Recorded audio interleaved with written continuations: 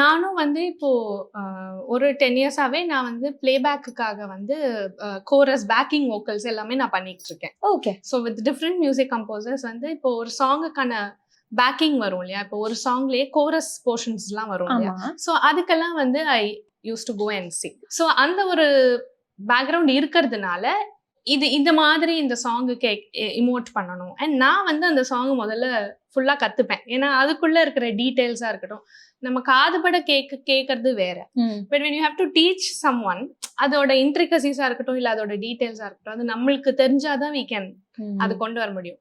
And super singer மாதிரியான ஒரு ஷோல வந்து எவ்ரி டீடைல், எவ்ரி சாங்கோட ஒரு நுவான்சஸையும் வந்து ரொம்ப எல்லாருக்குமே பரிச்சயப்பட்டவங்க, ஜட்ஜஸா இருக்கட்டும், ஆடியன்ஸா இருக்கட்டும்.